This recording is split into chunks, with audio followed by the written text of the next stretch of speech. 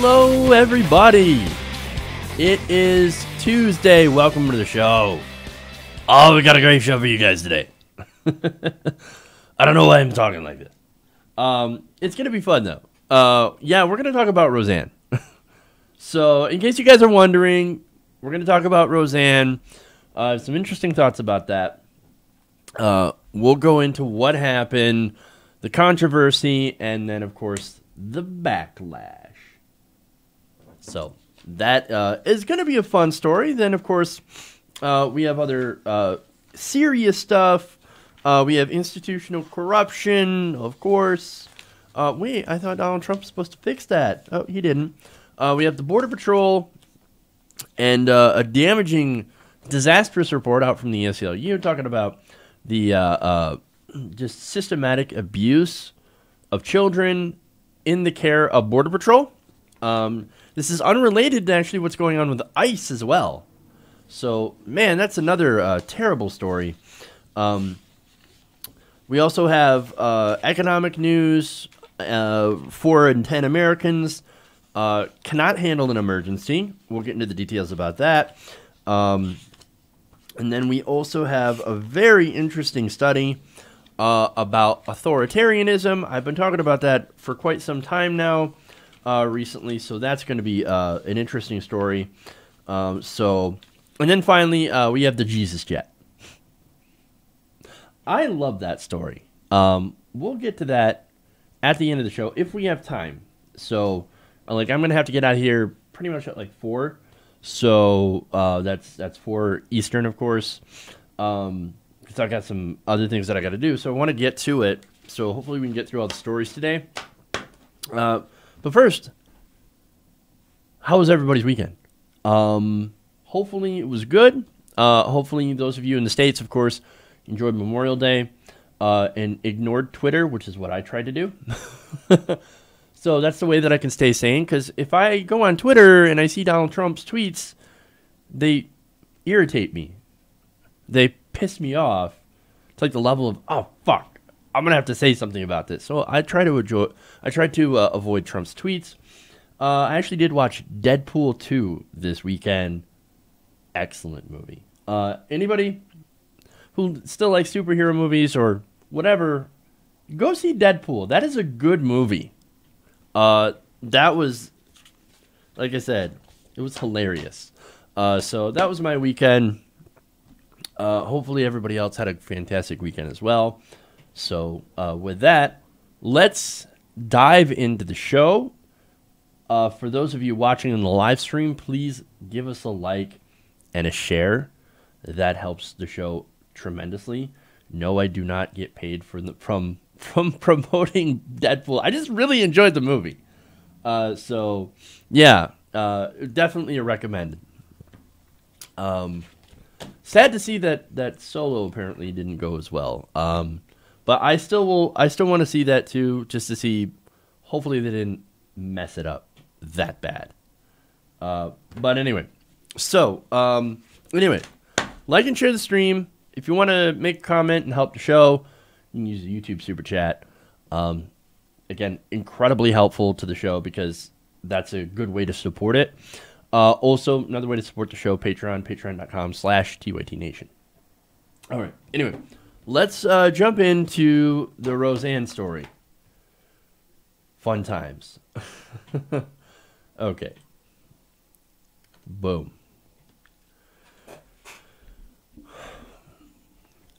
And here we go again. ABC has officially canceled Roseanne, the Roseanne revival. Now, look, it's not because of ratings. Actually, the Roseanne revival had excellent ratings. They were the #1 show of its type on the network. So that's, it's got to be a pretty good reason for ABC to cancel their #1 rated show, especially after they had just brought it back. Well, now we found out why they canceled it. And actually, this is, this has to do with Twitter.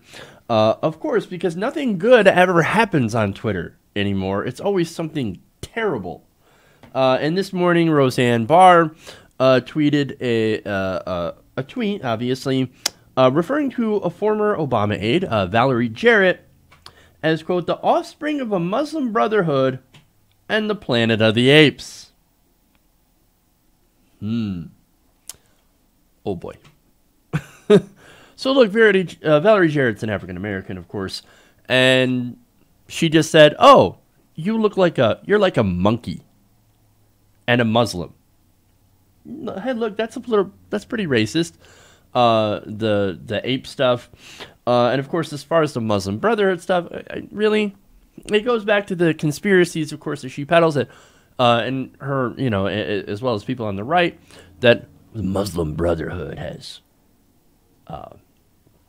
is part of the government now. They have infiltrated America, and they're going to turn America to Sharia law. Oh, really? That's interesting, since Donald Trump is now president, and we have right-wing control of the White House, Congress, the courts, pretty much everything. Where's the Sharia law? Oh, better ask Mike Pence, because he wants to put in his own Christian Sharia law. But that's another story. But look, again, more ridiculous conspiracies against, in this case, President Obama's one of her aides.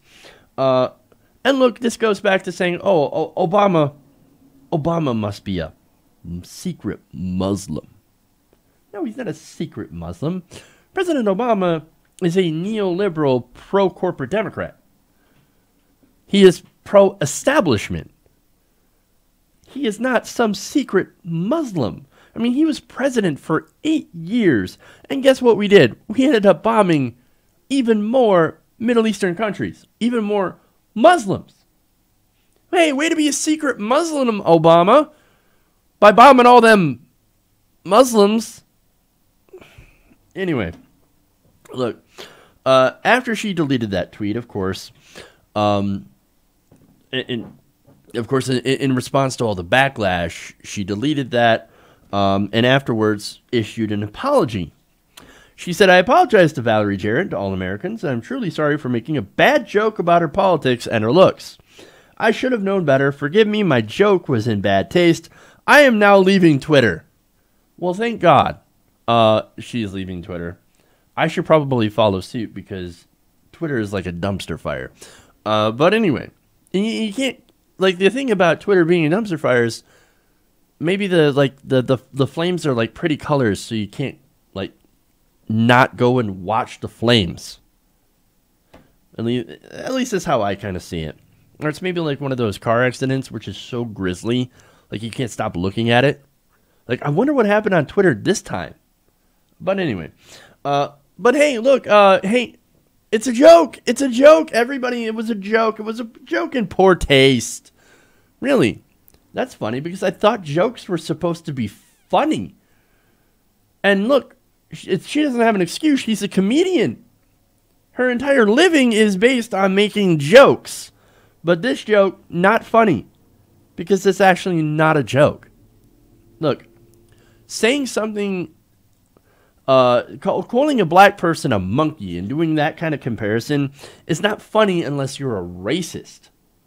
So that does kind of show you who Roseanne actually is. And that's really sad, because, look, back in the day, old school Roseanne was actually kind of good. It was actually pretty great.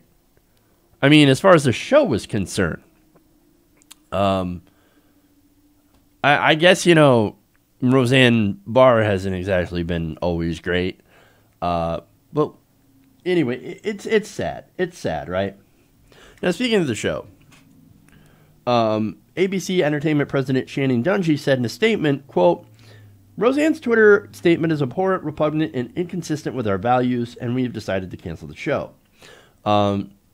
And before that, Wanda Sykes, who worked as a consulting producer, and by the way, Wanda Sykes, an African-American woman, very talented, very funny, she announced that she would not be returning to that role the next season. And of course, later on, we find out that there is no longer going to be a second season. Now, Sarah Gilbert, who plays Darlene on the show, that's Roseanne's daughter, said, quote, Roseanne's recent comments about Valeria Jarrett and so much more are abhorrent and do not reflect the beliefs of our cast and crew and anyone associated with our show. I am disappointed in her actions, to say the least. And she follows it up by saying, this is incredibly sad and difficult for all of us, as we've created a show that we believe in, are proud of, and that audiences love. One that is separate and apart from the opinions and words of one cast member. Look, okay. Here's the thing, right? Yeah, do I feel bad for the cast member? For, like, the crew, right? The gaffers and the people who do the editing and all that stuff and the sound guys? Absolutely, right? But at the same time, like, okay, it's not the cast's fault. It's not the crew's fault. But anybody who knows Roseanne knows who they're working with. Roseanne is she's not been shy about who she is. Again, if you follow Roseanne on Twitter, this is what you get. You get like weird pro-Trump conspiracy theories and anti-Palestinian stuff. Yeah, that's who she is. That's who she is. And so, look, to me, it's no surprise that this thing finally imploded. I'm surprised she lasted an entire season without saying something horrific. Look, Roseanne is like Donald Trump. She can't help herself. She can't help but tweet out terrible things. But, again, this is what happens. So, look, ABC actually made a ballsy decision. Again, you don't just cancel your #1 rated show unless the backlash is that extreme. So, look, it sends a message. This kind of bigotry, this kind of this racist attack is not acceptable in this day and age, no matter how many people watch your show. And that's actually a good thing. Okay.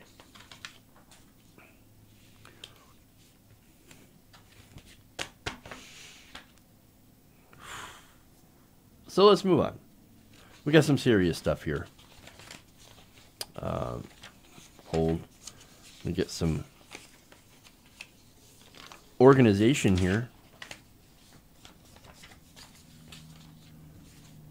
All right.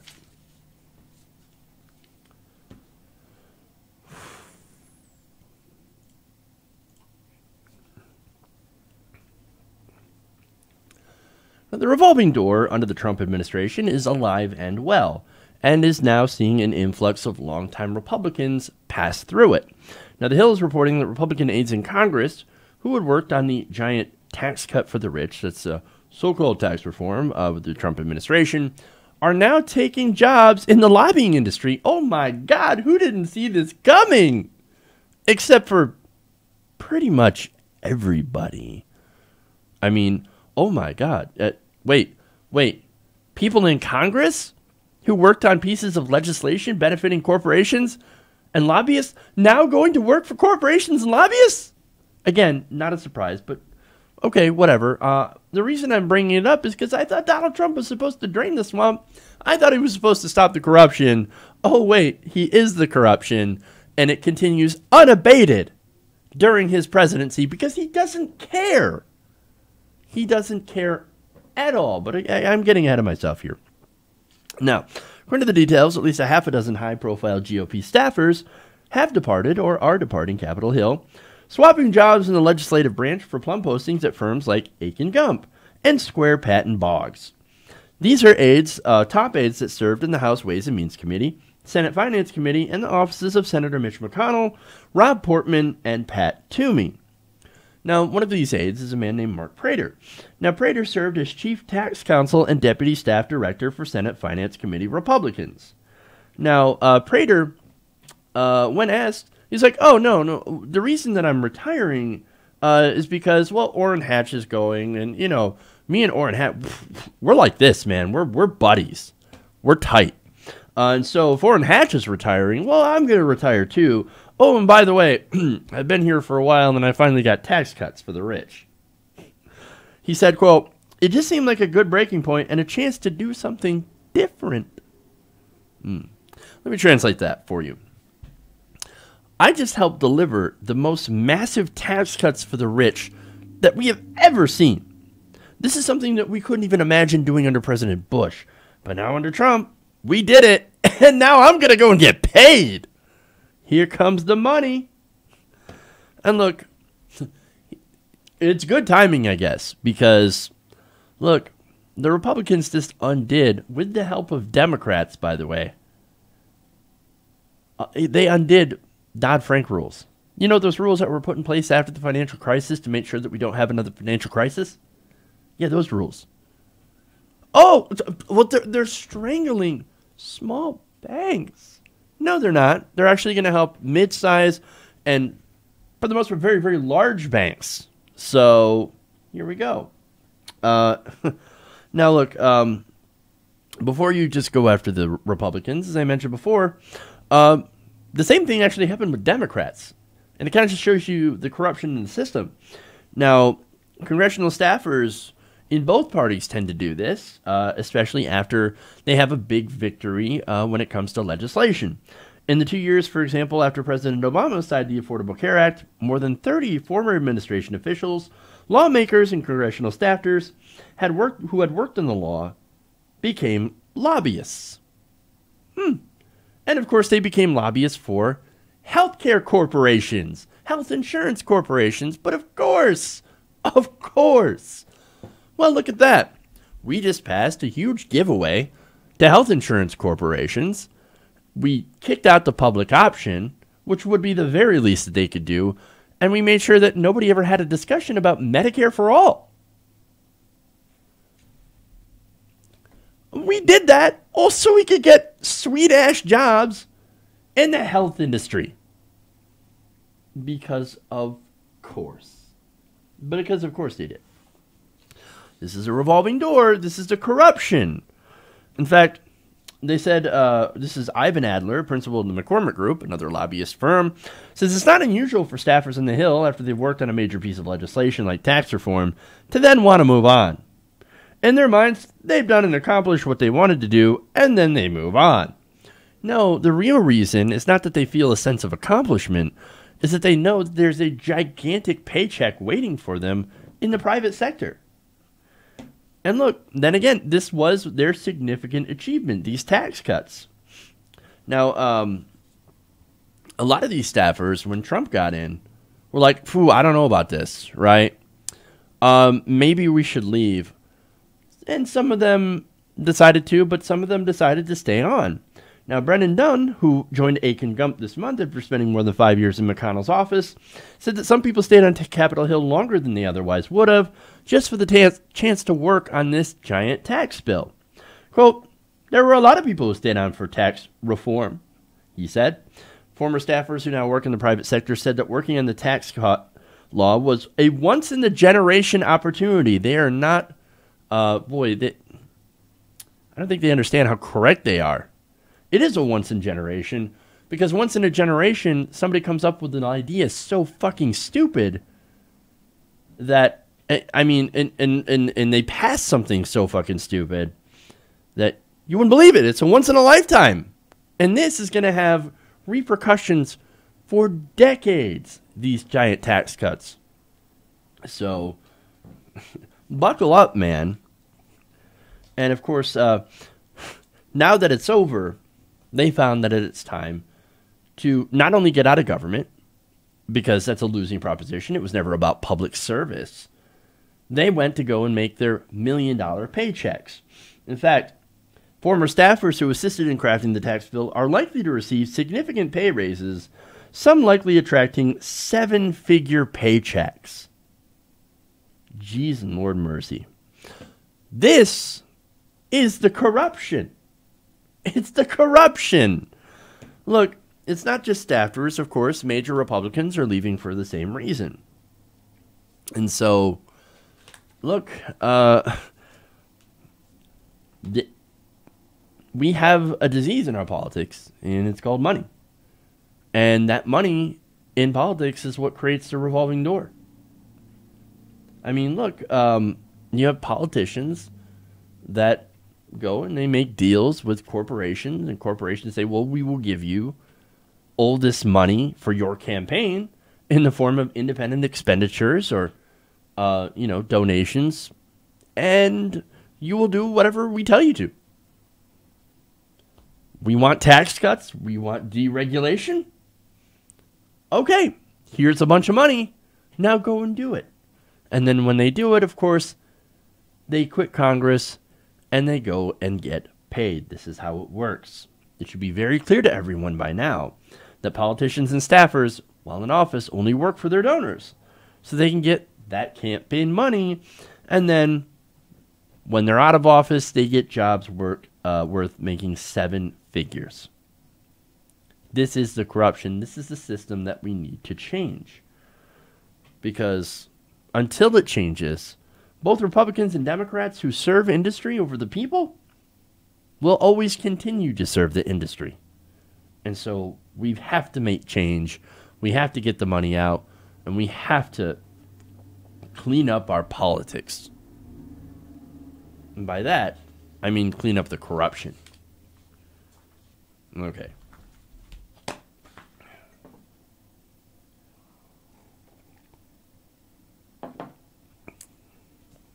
Let's move on.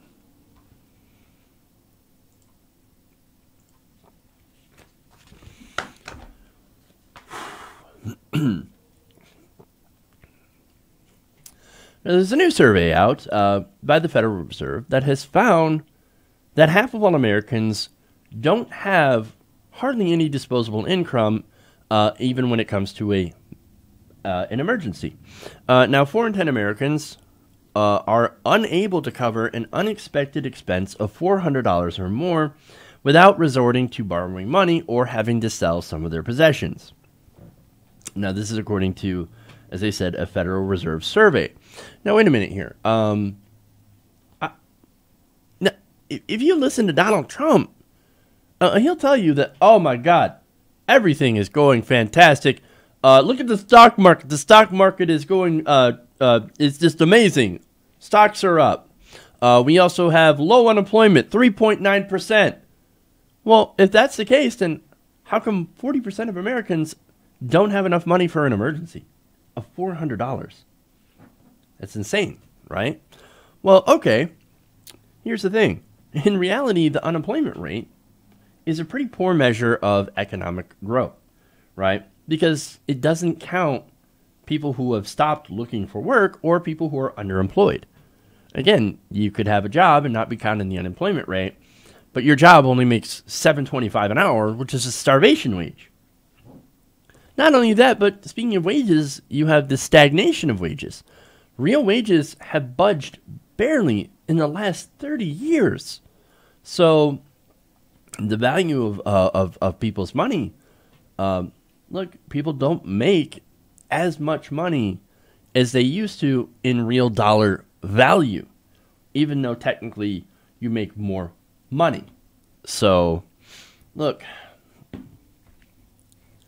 it's a pretty sad situation. But then again, what about the stock market, right? Jeff, the stock market is going crazy. It's booming. I mean, that's a great economic indicator, right? I mean, thanks to these Trump tax cuts, the companies are doing awesome, and they should be creating jobs. Except, nope. That actually doesn't have anything to do with wages. Look, if you think that strong corporate profits and tax cuts correlate to higher wages and benefits and more jobs, I got bad news for you guys. It doesn't. It doesn't trickle down. Look, let me give you a couple of examples. A lot of the companies that benefited most from these tax cuts are actually cutting jobs. For example, Harley-Davidson, right? Harley-Davidson just cut 350 jobs and are opening a plant in Thailand. Carrier, another great example, always put forward by President Trump. Carrier eliminated also a couple hundred jobs. Not only that, but Express Scripts Holdings is estimated to save about $864 million from the tax law. Yet in April, they laid off 500 workers. And that's after paying about $3.3 billion in stock buybacks. And according to Reuters, Pfizer, valued at $53 billion, is now cutting 300 research jobs in New England. Pfizer is also going to save billions of dollars from Donald Trump's tax cuts. AT&T, they're planning to lay off 4,000 workers. Kimberly-Clark, they're laying off 5,000 workers, all while giving their shareholders a shit ton of money. In fact, CFO Maria Henry in a conference call said, "We anticipate ongoing cash flow benefits from tax reform."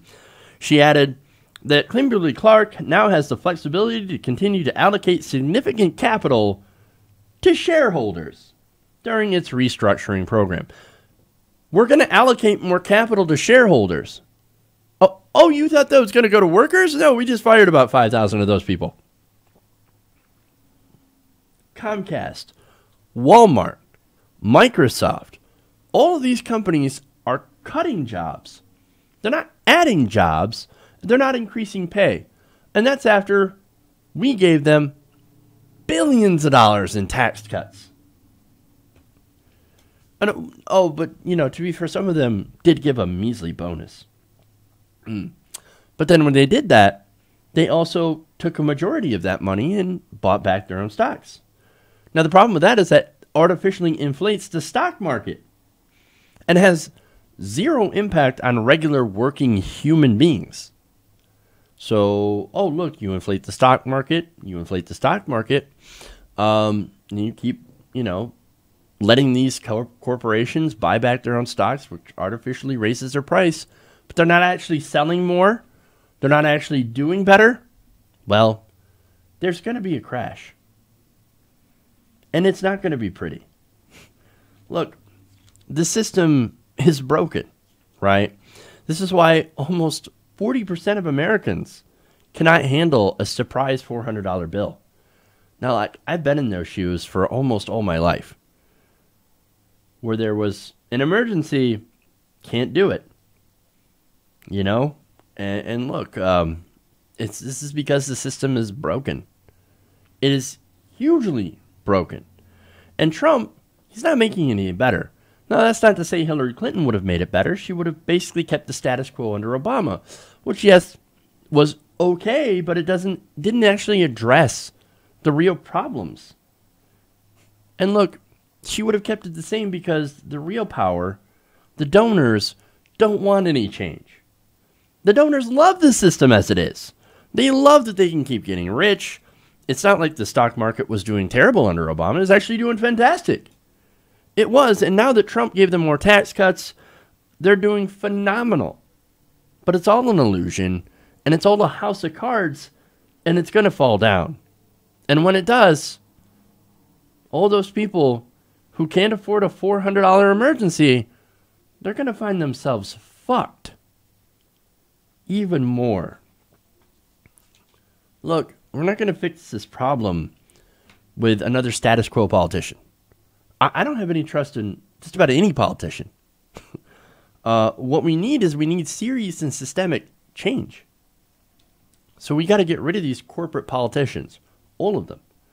We need uncorrupted progressives who are going to get the money out of politics. The money is the root of all evil in this case.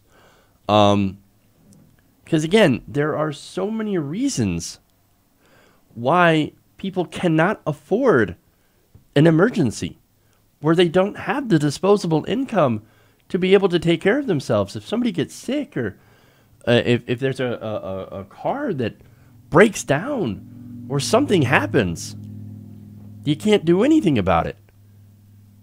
And no one single politician is going to be able to fix this problem because it's the system, and the system is broken, and we need to get together as a country to fix it. Okay.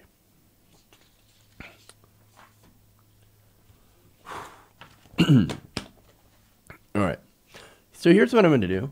I'm going to take a real quick break here. We'll come back. We got more stuff.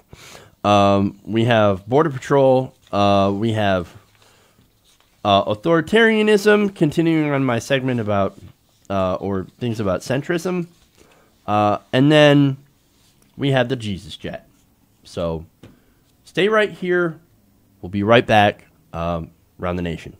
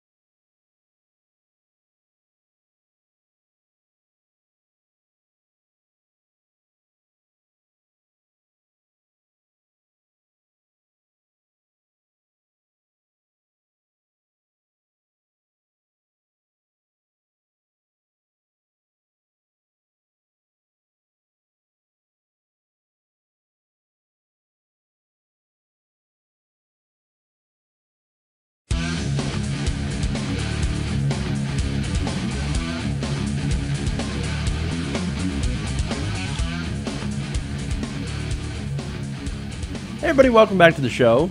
Around the Nation, right here, TWT Nation. Jeff Waldorf here with you. Got a lot more stories here.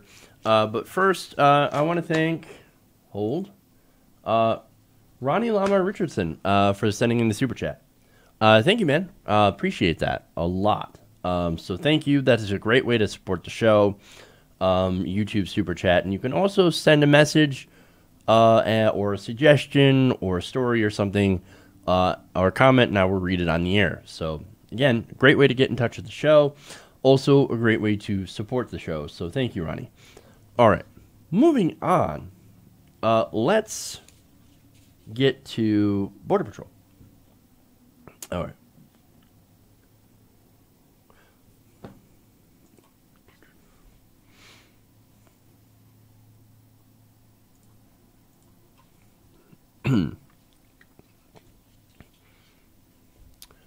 Now, the ACLU is alleging that there are major abuses by Border Patrol agents of undocumented children in their custody.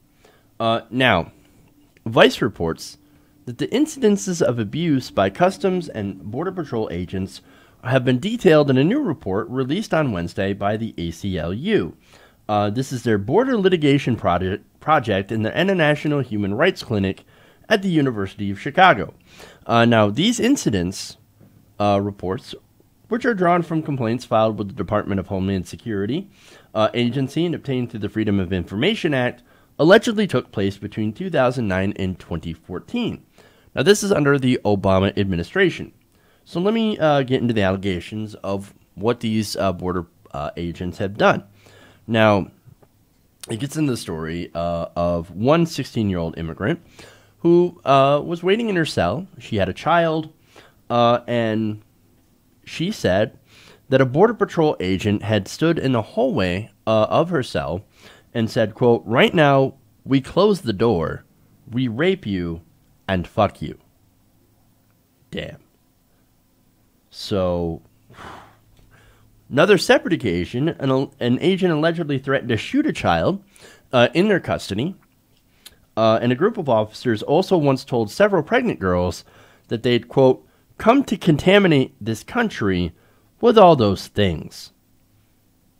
Obviously referring to as their unborn children, how incredibly pro-life, and said, "Look at all those other girls, all fat."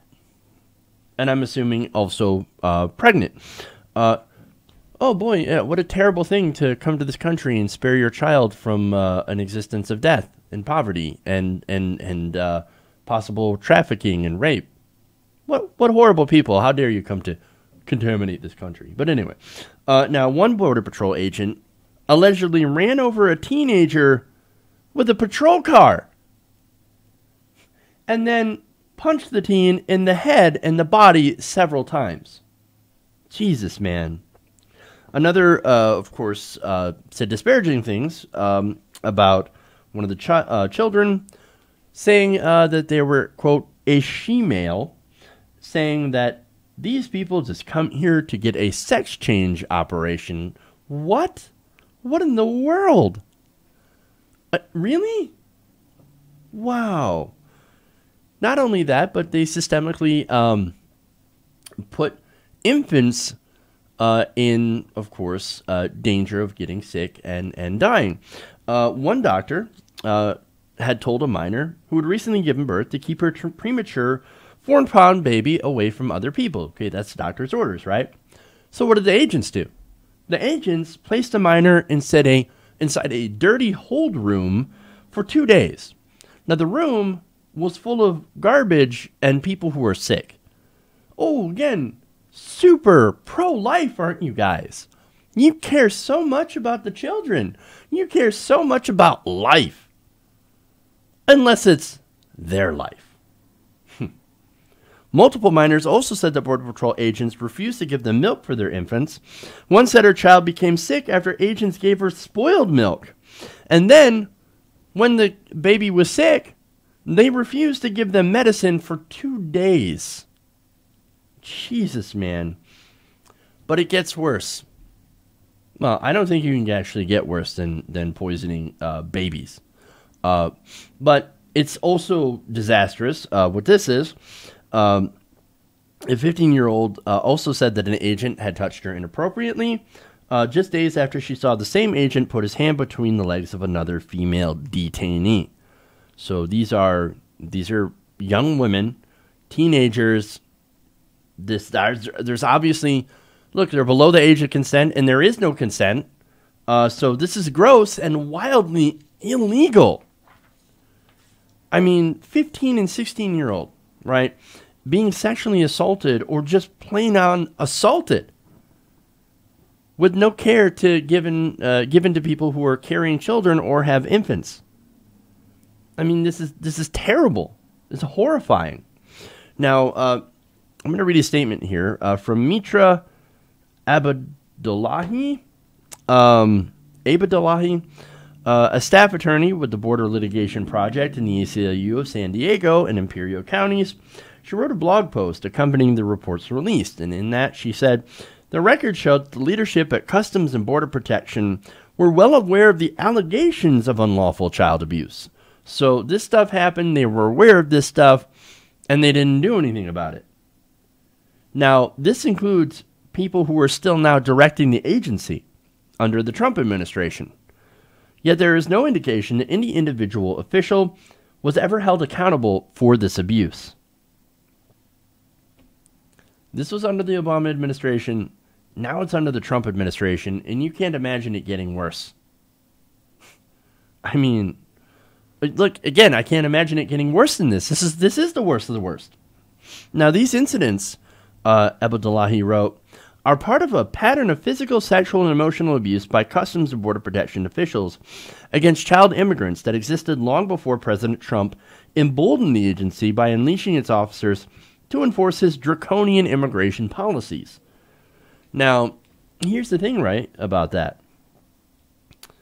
We're locking up human beings in cages like animals.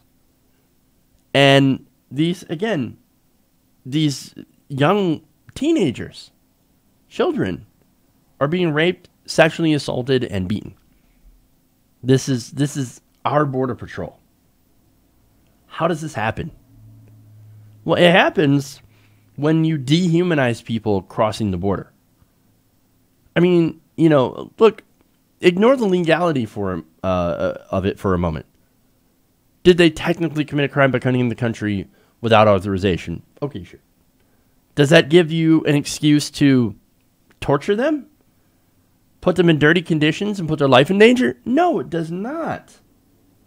But see, here's the thing. We have, there's a certain section of the American population that doesn't even consider these people human. I hear it all the time. Oh, illegal this, illegal that, right? And it's the result of the right that has been demagoguing them for decades. Oh, they're not people. They're dogs. Steve King. Oh, they're like dogs. You got to get the pick of the litter. You're not going to go with the lazy one, right? Again, it's disgusting. And the reason that they do that is because it makes it easier for you to do horrible things to them. To lock them up, rape them, beat them, kick them out of the country, back to where they'll likely die or get trafficked. Which, of course, there's another report, which, again, this happened during the Obama administration, where some of these children, there's like missing children that have ended up in the hands of traffickers, sex traffickers. What the hell? What is going on here? And look, sadly, this is something that's happened in human nature before, right? For example, what we did to the Japanese in World War II, right? The Nazis also did this with the Jews, the Turks with the Armenians. I mean, history is filled with groups that dehumanize others so that they can then do terrible things to the group that they dehumanized. I mean, you call them animals and you degrade them, as President Trump has, you end up stripping them of their humanity. Well, for one, I hate having to remind people that they are human beings. They're human beings, and no human being deserves to be treated in this way. Now, that doesn't mean that we have to let everyone in, of course. That doesn't mean we shouldn't have a system of immigration in place. In fact, we should have an immigration system in place, but also we should acknowledge that these people are human beings and have and deserve basic human dignity. And it's pretty clear that the Border Patrol is not giving them that. Now, the ACLU report also said that officers will only allowed to use force that is objectively reasonable, and when doing so is necessary to carry out their law enforcement. They're also instructed to treat all individuals with dignity and respect. Well, it is obvious that they are not. Look, we need to bring in some third-party investigators, independent investigators. We need strict reform of border control. I think we need to eliminate ICE and immigration, and actually do immigration reform that includes a pathway to citizenship. And if we had a real functioning immigration system, by the way, we wouldn't need ICE. We wouldn't have a need for these kinds of detention facilities, which are essentially nothing more than child prisons. We need real reform. We need to fix this system, and we need it now so that stuff like this does not continue to happen. No, unfortunately, there is a section of this country that is more than happy to let stuff like this happen. Because, again, they don't believe that other human beings are deserving of human dignity if they don't look like them. And those are the kinds of people that don't belong in power. Okay.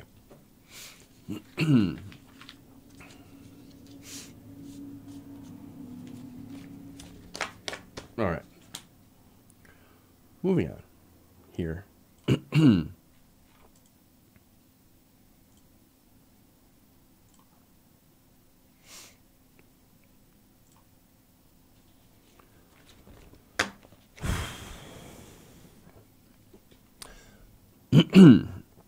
Excuse me.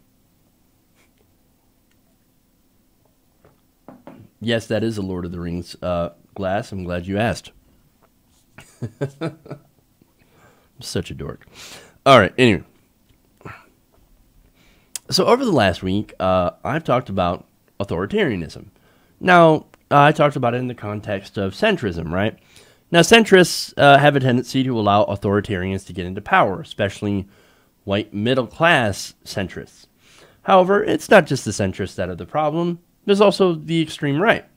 Now, there's a lot of conventional wisdom that loves to tell you that, no, it's the extreme left and the extreme right that are dangerous for democracy. It's the fact that they can't get along and they can't go to the center and make deals, etc., etc. Well, that is, no, that's actually bullshit.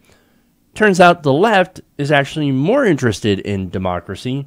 They believe in democracy and they protect democratic institutions. The centrists and the right wing, they're in favor of authoritarianism. And it turns out we need to watch both of them now. Now, according to a new working paper out by political scientist Stephen V. Miller of Clemson and Nicholas T. Davis of Texas A&M, which is titled White Outgroup Intolerance and Declining Support for American Democracy, found a little bit of a correlation between white American intolerance and racism and support for an authoritarian strongman. So basically, kind of boiled down simply, when white racist people think that marginalized people, for example, African Americans, Latinos, gay Americans, immigrants, it turns out that when democracy benefits those people and gives them rights, well, they hate democracy. These white racists. Like, oh, democracy? What is actually going to help those people? Oh, no, I spit on democracy. No. Where's the strongman? Where's the strongman? Donald Trump? Donald Trump? Here. Make America great again. Now, to be fair, of course, this study was taken, was actually done or using data before Donald Trump, to be fair. And it turns out that Donald Trump was everything that these people were actually looking for. But let me get to some more details, right? Now, Miller and Davis used information from the World Values Survey. Now, that's a research project organized by a worldwide network of social scientists. Now, basically what they did is they polled individuals in numerous countries on a wide range of beliefs and values. Now, the survey is from the United States. The authors found out that white people who did not want immigrants or people of different races living next door to them were more likely to support an authoritarian leader. For instance, people who said they did not want to live next door to immigrants or to people of another race were more supportive of the idea of a military rule. So that as a military dictatorship, the people that are like, yeah, I don't want that black guy living next to me. Let me tell you what, I'm just uncomfortable. Oh, military rule? Oh, yeah. Oh, I love the military. But what about democracy? What about the American flag that you're flying in your yard? You might as well just replace it with a Nazi flag. Because it's pretty much what it is. I mean, seriously. Now, look, they were more supportive not only of military rule, but also, or alternatively, an authoritarian strongman leader who could ignore legislatures and election results. Who does that remind you of? Kind of reminds you of Vladimir Putin, who ignores, well, no, he doesn't even ignore election results. He just finds an opponent and says, oh, you can't run. Oh, you might actually beat me in an election. Turns out you're disqualified from running. Ha ha. Look at that. I win again. I win the president. The Russian people really love me. Or maybe it's because you rigged the rules against anybody who could possibly challenge you. That's a strong man. And of course, Donald Trump, Republicans, conservatives love strong men. They love them. They also love straw men. But anyway, now, could you imagine though? I mean, think about the neighbor example, for example. Like, I couldn't imagine hating the idea of living next to a black person. Look, I had a neighbor that was African American. He's a wonderful guy. No problems whatsoever. He helped me move. He was super, super nice. But anyway, I couldn't imagine being such a racist piece of garbage that I could hate someone like that, and that I could turn my back on democracy because of the fact that I could hate fellow Americans. I couldn't imagine being in that situation. Whoops, technical fail.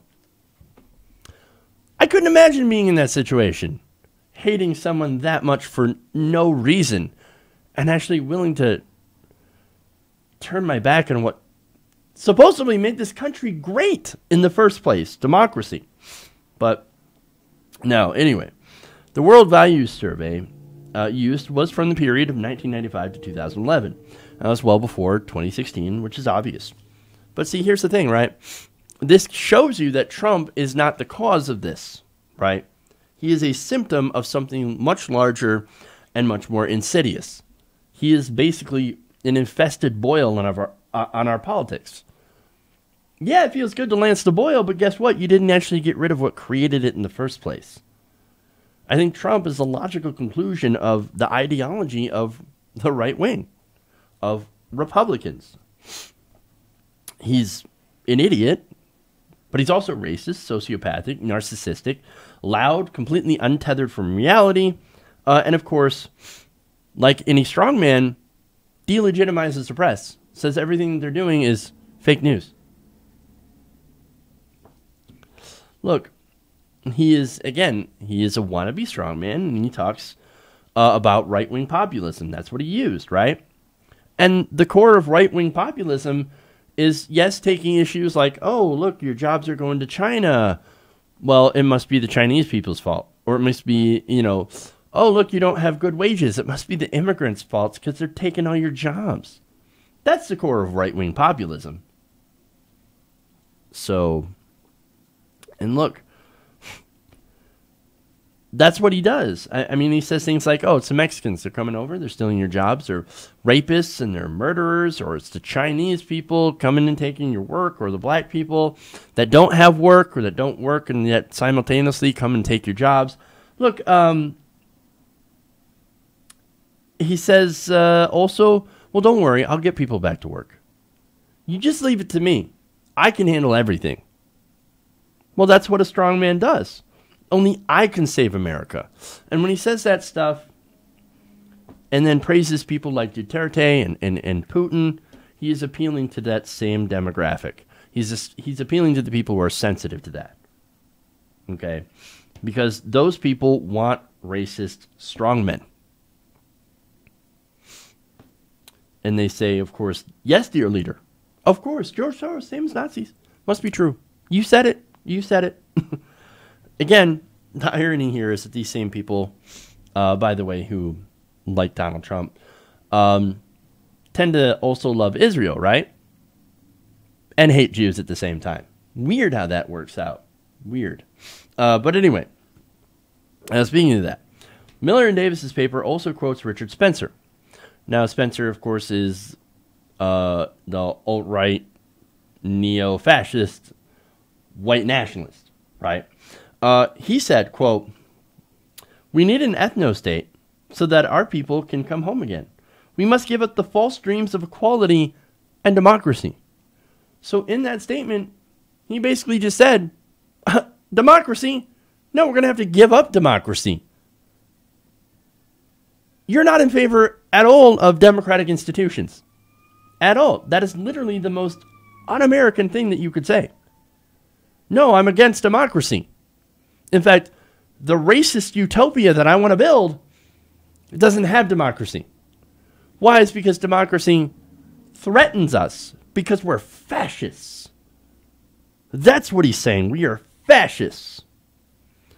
If you have a country like ours where you have minorities with things called rights, like, for example, voting, well, they'll never vote to get themselves kicked out of the country. They'll never vote for pure white rule. No. So people like Spencer, they have to kill democracy in order to get their white utopia.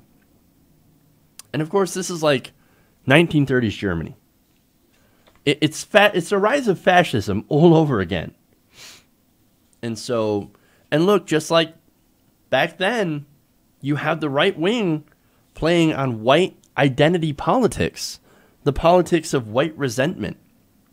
In fact, Miller told the author of the piece in the NBC, Alex Seitz-Wald, that since Richard Nixon's Southern strategy, the GOP has pigeonholed itself as, in a large part, an aggrieved white people's party.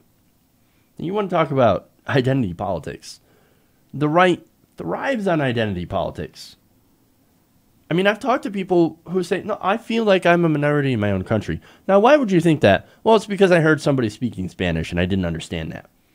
Why do we have things in Spanish? Well, there is no official language of the United States. In fact, all languages are welcome.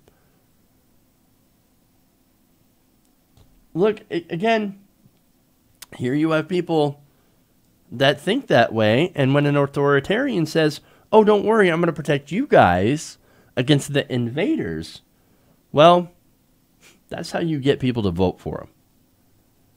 And that's how you end up getting an authoritarian strongman. So that's why Republicans, of course, going back to taking power, that's why you want to. That's why Republicans want to have to, or where they actually push voter ID laws. They push these laws and they put up barriers to voting because it's about killing democracy. It's about taking control and not letting people who could stop you from being able to stop you at the polls. Now, finally, Miller says, quote, social intolerance isn't just leading to GOP support as we know and we see it now. It's also leading to preferences in favor of the kind of candidate that the GOP ultimately nominated and supported for president. Now, have we seen Trump-like candidates? Yes. Have we seen some win? Yes. Greg Gianforte in Montana. The guy who body slammed a reporter. The guy's a criminal. He's going to court. But at the same time, he's still an elected official in Montana. But we've also seen people lose. Don Blankenship, for example. you also have Roy Moore, also lost to candidate Doug Jones. Now, why did Doug Jones win? It's not because everybody was excited about Doug Jones. He's a centrist. He votes with Donald Trump on certain issues, which sucks. But the reason that he won and that he beat a pedophile is because, well, you had a lot of black people show up and vote just to keep Roy Moore out of office. So, look, that big turnout by the black community, it did stop Roy Moore, who would have been with Trump 100% of the time. So, I think the choice for them was clear, even though we're very, very disappointed with Doug Jones. But I didn't have much. Look, I didn't expect much from Doug Jones anyway. But look, anyway, here's the thing: if Republicans manage to continue passing laws that bar people like this from voting, well, then we're in real trouble. Because again, that just leaves the people that are voting for authoritarians. They're not going to stop. They're driven by something I don't understand, that I've never really felt myself, and that's hate, bigotry, and complete intolerance. And these people don't stop until they win. So what we need to do is we need to rally, right?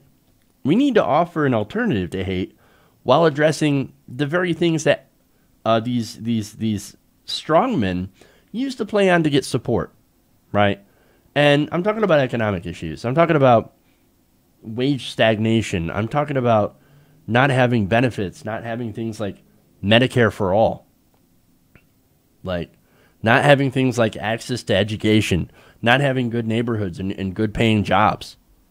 Those are things that need to be addressed, because if we don't address them, then that's something that Republicans or Trump-like strongmen can go and use, and then use it to demagogue another group.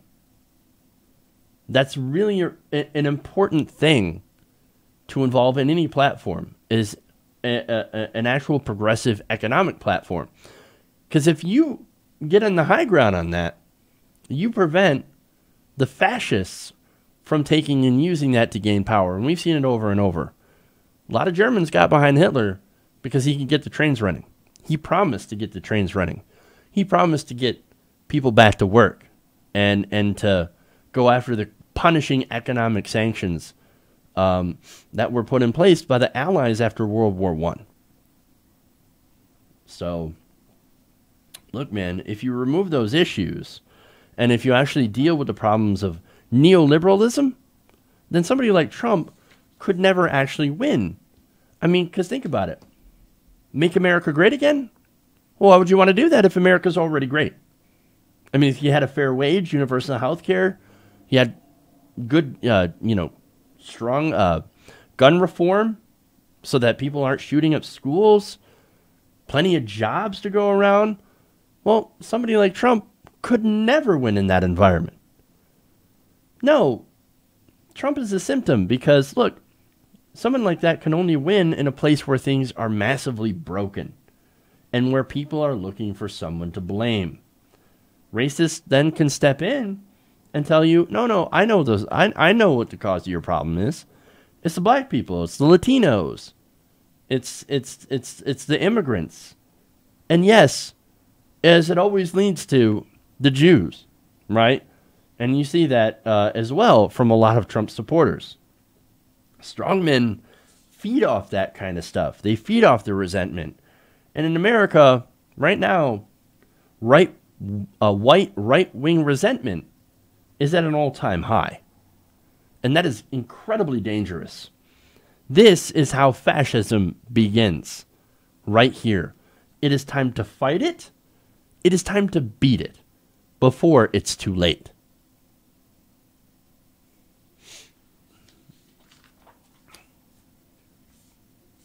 Okay.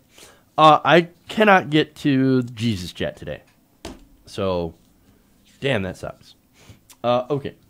So, here's what I'm going to do. I'm going to save that story for tomorrow. It's going to be fun. So, tune in then. I got to get out of here. Thank you guys for watching the show. If you haven't already, please give us a like and a share. Thank you for the super chats. Thank you for the support. If you want to support the show on a more permanent basis, you can go to our Patreon page, patreon.com/TYTNation. That helps us out a great deal. That's about it. All right, everybody. Thank you so much. Love you guys. And remember, change begins with you. Good night, TYT Nation. We'll see you guys tomorrow. Thanks for tuning in.